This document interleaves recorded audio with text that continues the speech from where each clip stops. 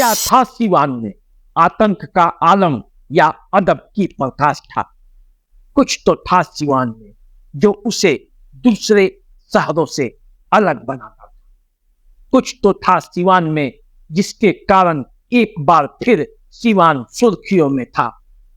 देश के प्रथम राष्ट्रपति डॉक्टर राजेंद्र प्रसाद और महाठग नटवर लाल के बाद एक बार फिर सिवान यदि सुर्खियों में था तो इसके पीछे कुछ तो था सिवान में, क्योंकि जब सिवान हिलता था तो पूरा प्रशासन डोलने लगता था। आखिर क्या था सिवान में?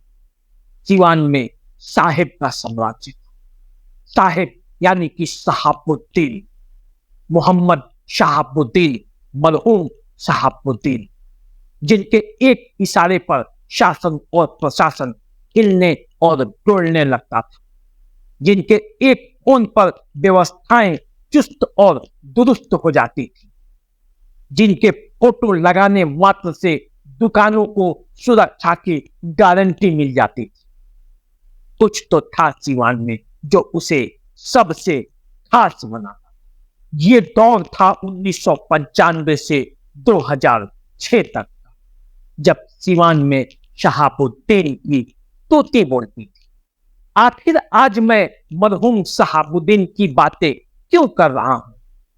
क्योंकि चुनाव आने वाला है और भले ही शहाबुद्दीन सिवान में नहीं हो, वो भले ही आज इस दुनिया में नहीं हो, लेकिन सिवान का चुनाव जब भी लड़ा जाएगा तो शहाबुद्दीन के इर्द गिर्द ही अभी घूमेगा।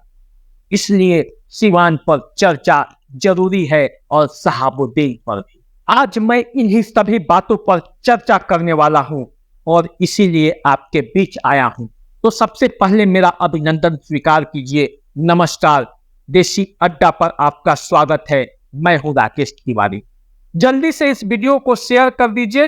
फेसबुक और इंस्टाग्राम पर हमें फॉलो कर लीजिए और चैनल को अभी तक आपने सब्सक्राइब नहीं किया हो तो जल्दी से सब्सक्राइब कर लीजिए। चलिए अब चर्चा की शुरुआत करते हैं। सिवान लोकसभा का चुनाव होने वाला है और जब लोकसभा का चुनाव होगा तो सिवान में शहाबुद्दीन की चर्चा भी होगी और जब शहाबुद्दीन की चर्चा होगी तो अपराध की कई कहानियों के पन्ने भी खोले जाएंगे। लेकिन आज मैं आपको इन अपराध की कहानियों के पन्ने से एक अलग पन्ना खोलता हूं और वो है शहाबुद्दीन के विकास का पन्ना। शहाबुद्दीन के अपराध की कई कहानियां तो आपने जरूर सुनी होगी, लेकिन विकास की इन कहानियों को जब आप सुनेंगे तो आप सोच पाएंगे कि यदि एक क्षेत्र को ऐसा विकास करने वाला सांसद मिल जाए तो वास्तव में उस क्षेत्र का विकास जरूर होगा।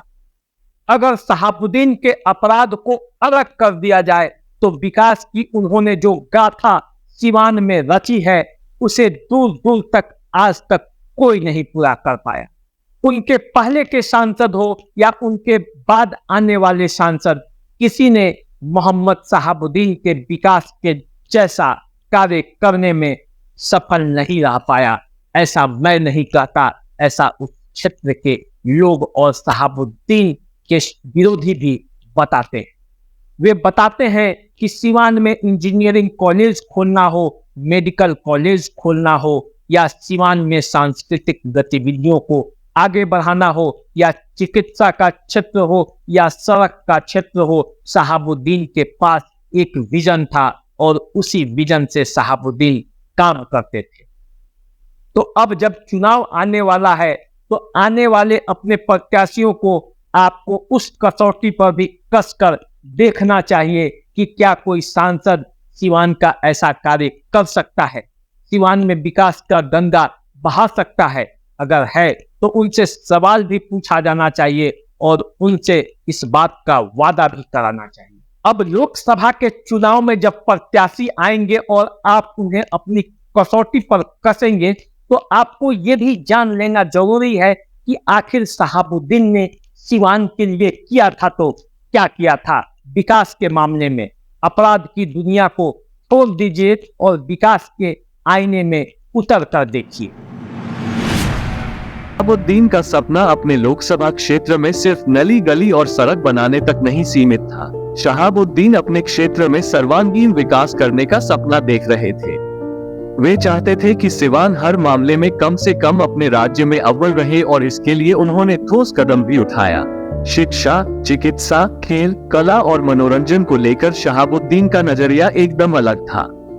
शहाबुद्दीन ने सिवान में आउटडोर और indoor stadium, engineering college, medical college की स्थापना कराई। उन्होंने डॉक्टरों की फीस भी तय की, खिलाड़ियों के लिए क्लब बनवाया। उनके जमाने में फुटबॉल में सिवान का एक स्थान था। कला के क्षेत्र में विकास के लिए भी कई कार्य किए। शिक्षा के क्षेत्र में वे सिवान को अव्वल देखना चाहते थे और इसीलिए कदाचार मुक्त परीक्षा के लिए उन्होंने कई कदम उठाए। इसके लिए लड़ाई भी लड़ी। शहाबुद्दीन के बाद सिवान में विकास, खेल, शिक्षा, कला और स्वास्थ्य के क्षेत्र में उस तरह का कार्य नहीं हुआ। देश भर में अगर शहाबुद्दीन को अपराध के लिए जाना जाता है तो उसके साथ साथ उन्हें इन कार्यों के लिए भी जाना जाएगा। ये तो रहा अतीत की बात, लेकिन अब जरा वर्तमान में आइए और झांक कर देखिए कि सिवान आपका विकास के मामले में कहां खड़ा है। आने वाले प्रत्याशियों से भी आप पूछिए कि सिवान के लिए आप क्या करने वाले हैं। विकास के मामले में जो सपना शहाबुद्दीन ने देखा था उसे कोई पूरा भी करेगा या नहीं। जो लोग शहाबुद्दीन के झंडावदर हैं, क्या वे भी शहाबुद्दीन के सपने को पूरा करेंगे या नहीं, ये भी सवाल उनसे भी होना चाहिए। और यदि सच में आपको लगता है कि शहाबुद्दीन ने सिवान के विकास में अपना योगदान दिया है तो हमें भी कमेंट करके लिख बताएं, ताकि आगे जब हम वीडियो बनाएं तो हमें सहायता मिल सके। हमारे साथ जुड़े रहिए और इसी तरह की कई महत्वपूर्ण खबरें जानते रहिए। नमस्कार।